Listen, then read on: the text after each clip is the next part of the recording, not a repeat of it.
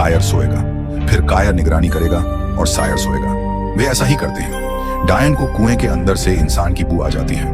वह झट से अपना सिर कुएं से बाहर निकालकर देखती है कि कौन है। अब उसको पता चलता है कि बाहर तो कायर और सायर हैं। वह सायर की बहादुरी को जानती थी। वह तब हमला नहीं करती। वह आधे घंटे के बाद फिर आती है बाहर और सायर उसको देख लेता है। वह उसको गुस्से में अंदर जाने को बोलता है और डायन अंदर चली जाती है।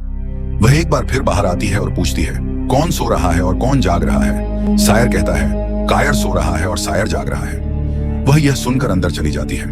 वह फिर से आकर पूछती है, कौन सो रहा है और कौन जाग रहा है? सायर कहता है, कायर सो रहा है और सायर जाग रहा है। वह फिर से अंदर चली जाती है। इस प्रकार यह 4-5 बार होता है। हर बार सायर कहता है कि वह जाग रहा है। अब सोने की बारी कायर की आती है तो सायर उसको बैठकर समझाता है कि सुनो, कायर, इस कुएं में एक बहुत डरावनी और भयंकर डायन रहती है।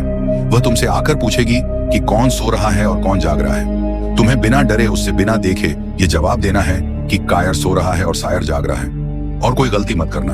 और ऐसे समझाकर सायर अपनी तलवार को म्यान में रखकर सो जाता है। बस फिर क्या था। डायन फिर आकर पूछती है, कौन सो रहा है और कौन जाग रहा है? कायर झट से जवाब देता है, कायर सो रहा है और सायर जाग रहा है। डायन चली जाती है। डायन कुछ देर बाद फिर आकर पूछती है, कौन सो रहा है, कौन जाग रहा है? सायर फिर से कहता है, कायर सो रहा है और सायर जाग रहा है। डायन वापस चली जाती है कुएं में। छोटी बच्ची भी सो रही थी। अब कायर के दिमाग में एक उल्टा ख्याल आता है कि क्यों ना इस बार वह सच बोले कि कौन सो रहा है और कौन जाग रहा है। इस बार डायन जरा देर से आती है और कुएं के ऊपर आकर